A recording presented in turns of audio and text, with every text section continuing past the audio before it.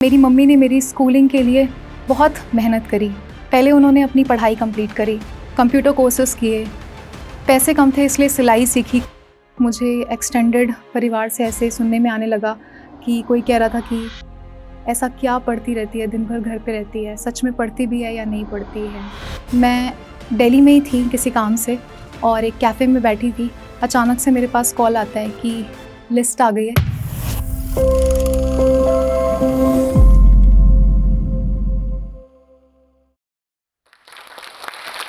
वो ज़िंदगी क्या जिसमें सपने ना हों, वो सपने क्या जो आपको बेहतर बनने पर मजबूर ना करें।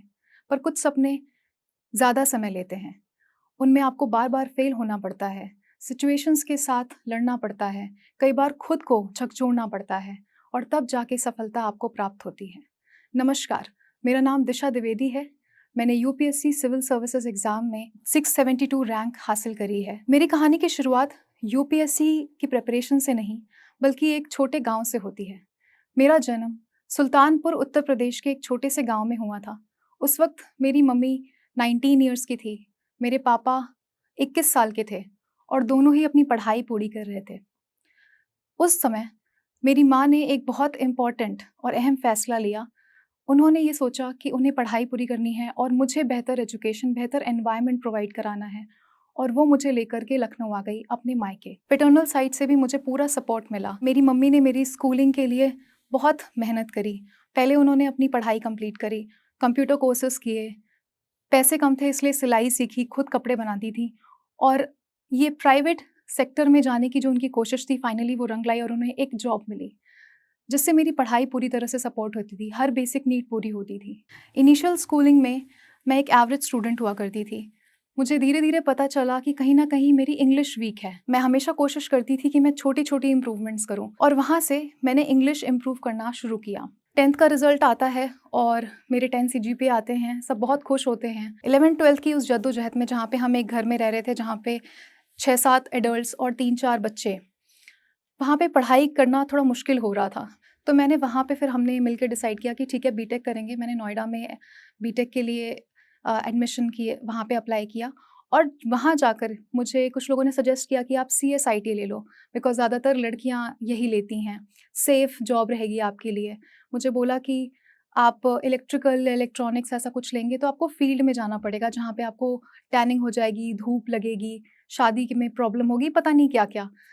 मैं सिर्फ़ 16 साल की थी उस समय और मुझे पता था कि मेरा एक सपना है, मुझे एसएसबी क्लियर करना है, मुझे एक ऑफ़िसर बनना है, जिसके लिए मैंने ये डिसाइड किया था कि मुझे कोई कोर इंजीनियरिंग प्रोग्राम ही लेना है और मैंने इलेक्ट्रिकल इलेक्ट्रॉनिक्स ही चूज़ किया। कॉलेज में एडमिशन हो गया और मैंने वही ब्रांच चूज़ कर ली, पर कहीं न कहीं फाइनेंशियल स्ट्रगल्स हमारी फैमिली में थे ही, क्योंकि अब मैं सिंगल गर्ल चाइल्ड नहीं थी, अब हम 2 बहनें थीं, छोटे ब बहन का भी ख़्याल रखना था और मम्मी की हेल्थ भी धीरे-धीरे डाउन हो रही थी। तो इस उस टाइम पे मैंने प्राइवेट ट्यूशन जॉइन करने का सोचा। प्राइवेट ट्यूशन्स लेते समय मुझे उस टाइम पे 5000 मिल जाते थे, जिससे मेरा सर्वाइवल हो जाता था। मम्मी-पापा भी अपने लेवल पे पूरी कोशिश कर रहे थे कि मुझे किसी चीज़ की कमी ना हो। मम्मी मेरी पॉकेट मनी का ध्यान रखती थी और पापा स्पेशली अपनी ड्यूटी लगवाते थे कॉपी चेक करवाने में या फिर स्क्वाड में, जहाँ पे उन्हें थोड़ी एक्स्ट्रा इनकम मिल जाए और वो मेरी कॉलेज की फ़ीस भर पाएँ। इस तरह से पूरा बीटेक हमने कंप्लीट किया। जैसे ही फाइनल ईयर आया, अब उस सपने को पूरा करने का टाइम आ रहा था जिसके लिए मैंने बीटेक किया था, जिसके लिए हमारी फैमिली ने इतनी स्ट्रगल करी थी। लेकिन जैसा किस्मत को मंज़ूर था, फाइनल स्टेज पे आके एसएसबी के दौरान मैं मेडिकल आउट हो गई।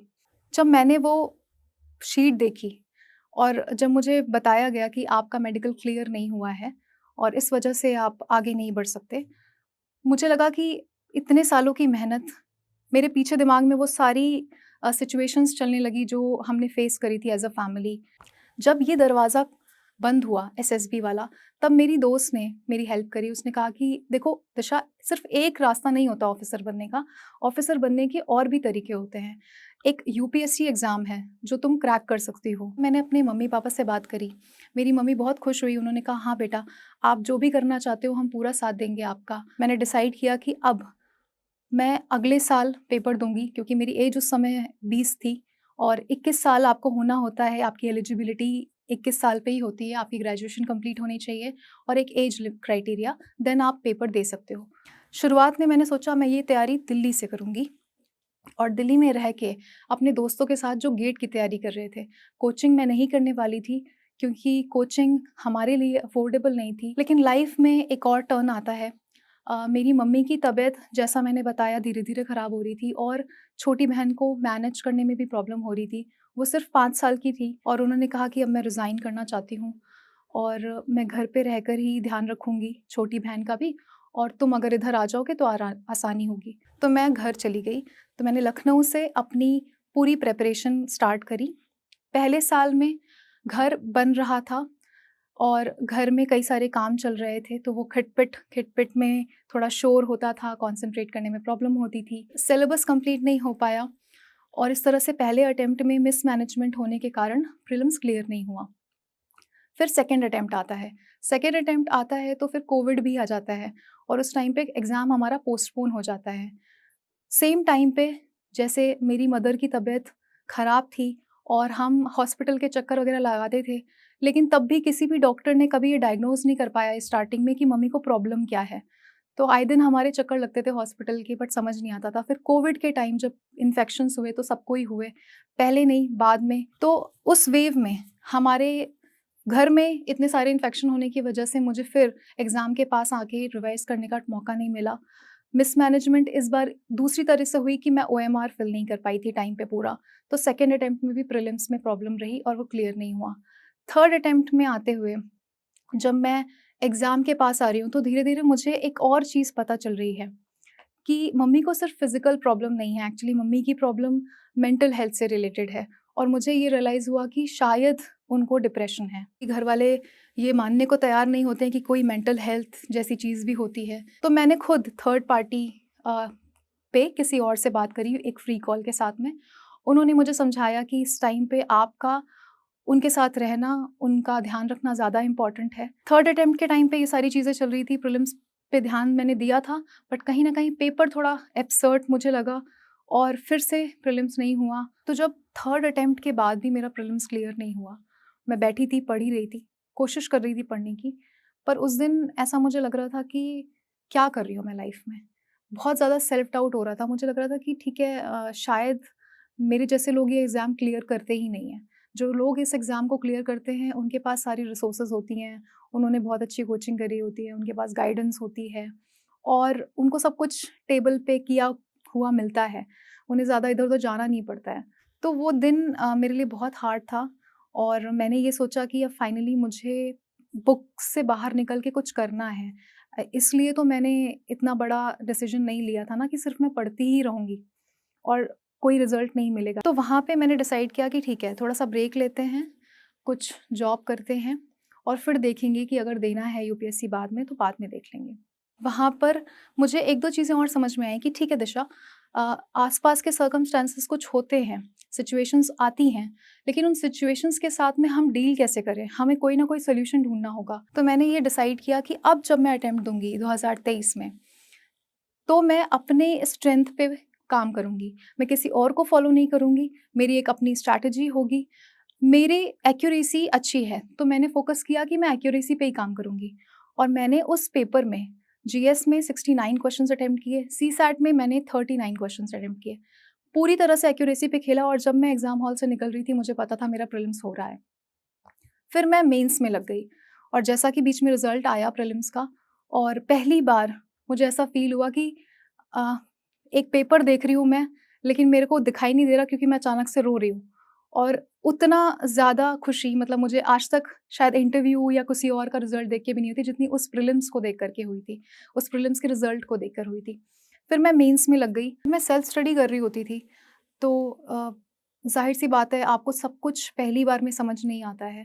तो वहाँ पे सबसे इम्पोर्टेंट जो मैंने यूज़ किया वो था यूट्यूब का। मैं ध्यान रखती थी एक टाइमर फ़िक्स रहता था मेरा कि मैं कुछ ज़्यादा ना यूज़ करूँ, वैसे भी मेरे पास टाइम कम होता था। सिर्फ़ 5 से 6 घंटे की प्रिपरेशन ही हो पाती थी। थोड़ा-थोड़ा टाइम करके चाहे वो 1 घंटा भी हो या 5 मिनट भी हो, उतना मैं निकालती थी कि अगर मुझे 5 मिनट भी मिल रहा है तो 5 मिनट में मैं थोड़ा-सा रिवाइज़ कर लूँ या सोच लूँ कि मैंने क्या पढ़ा था। इस तरह से टाइम मैनेजमेंट मैंने किया। रूटीन कुछ ऐसा होता था कि सुबह उठते ही पहले थोड़ा बहुत नाश्ता वगैरह का देखना है एंड पूरी क्लीनिंग करनी है। तो झाड़ू पोछा लगाना, पूरा सारी चीज़ें, फिर जो भी प्रिपेयर करने के लिए रखा था, मील प्रेप होता है, उसके बाद फिर उस पे काम करना आफ्टर बेसिक बेदिंग वगैरह, और फिर जा कर के हम पढ़ने बैठ रहे हैं। तो इसमें लगभग 9-10 बज जाते थे। फिर मैं अपना पढ़ाई स्टार्ट कर रही हूँ, मेरा एक स्लॉट चल रहा है, वापस से फिर उस टाइम पे अगर तबीयत ठीक है मम्मी की तो लंच वगैरह बन रहा है, नहीं तो फिर उधर देखना है थोड़ा। मेरी बहन भी आ रही है स्कूल से, उसको लेकर के आना है स्कूल से, और उसके बाद फिर शाम का भी एक स्लॉट लग रहा है, उसमें भी मैं पढ़ रही हूँ। इसमें जीएस है, ऑप्शनल है, ऐसे बहुत सारे पेपर हैं हमारे, उन सबको मैनेज कर रही हूँ। ट्राई करती थी कि कुछ आंसर्स लिख पाऊँ, लेकिन समय थोड़ा कम था, तो मैं आंसर ज़्यादा नहीं लिख पा रही थी, रात में थोड़ा-सा लिखती थी।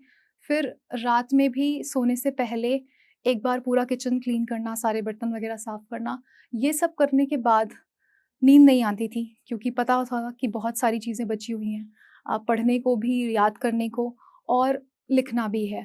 तो उस टाइम पे मैं कोशिश करती थी कि मैं मैक्सिमम चीज़ें याद कर लूँ, जो मुझे लिखने में हेल्प करेगी। इस तरह से एक रफ़ रूटीन रहता था। तो इस तरह से मेंस दिया, पर मेंस में फर्स्ट टाइम था और प्रैक्टिस उतनी नहीं हो पाई थी, तो पेपर छूट गए।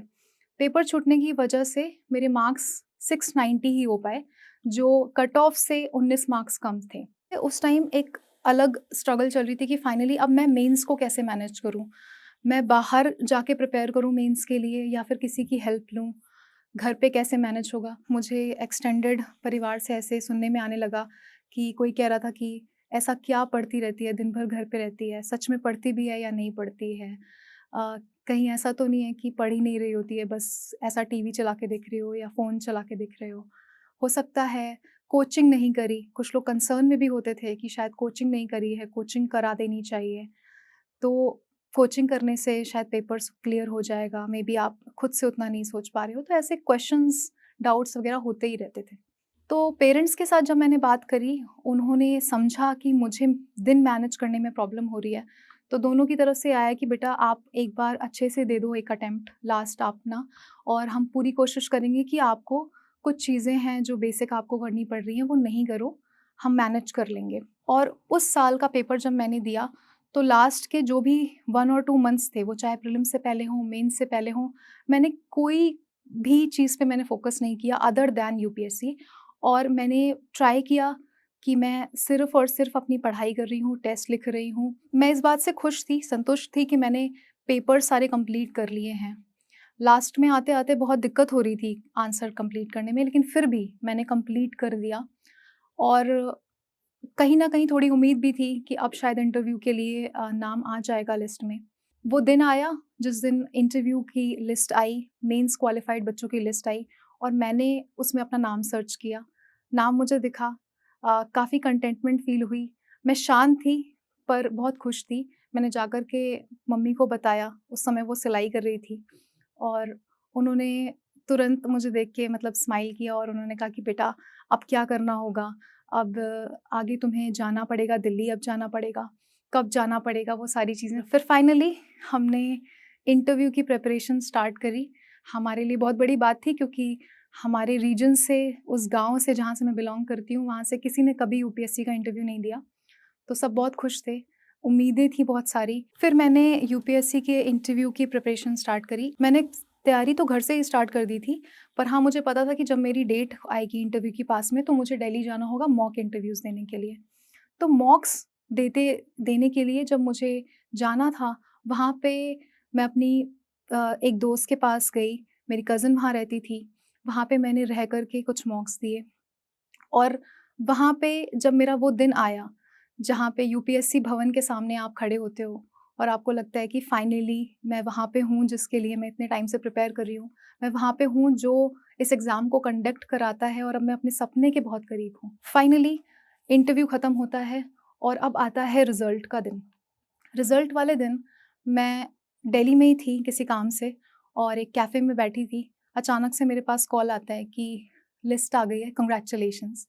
और हम देखना स्टार्ट करते हैं फिर से, हमेशा अपना नाम देखना, रोल नंबर देखना, मैं देखती हूँ, और फिर से वही शांति मेरे चेहरे पे होती है। खुशी बहुत ज़्यादा, पर खुशी से ज़्यादा रिलीफ़ कि फाइनली अब वो दिन आ गया जिस दिन सारी मेहनत का फाइनली रिज़ल्ट मिल गया है। जैसा कि मैंने बताया, सिर्फ 5 से 6 घंटे ही ओवरऑल हो पाते थे और इसके साथ में मैंने UPSC civil services exam clear किया विद रैंक 672। तो मैं ये क्लियर मैसेज देना चाहती हूँ उन सभी महिलाओं को, उन सभी लड़कियों को जो लाइफ में बहुत कुछ बड़ा करना चाहती हैं, वो चाहे कोई बिज़नेस हो या ऐसा कोई एग्ज़ाम हो। तो आपको अपने ऊपर बिलीव करना है। आपकी मंज़िल यहाँ से नहीं डिसाइड होती कि आपकी शुरुआत कैसी थी, आपके सर्कमस्टेंसेस कैसे थे, आपके पास रिसोर्सेज़ कितनी थी। आपकी मंज़िल इस बात से डिसाइड होती है कि आप में सीखने की क्षमता कितनी है। तो मैं तहे दिल से शुक्रिया करना चाहूँगी जोश टॉक्स का कि उन्होंने मुझे ये प्लेटफ़ॉर्म दिया अपनी स्टोरी शेयर करने का, जो सिर्फ़ यूपीएससी के बारे में नहीं है, ये पूरी लाइफ़ के बारे में है। So thank you.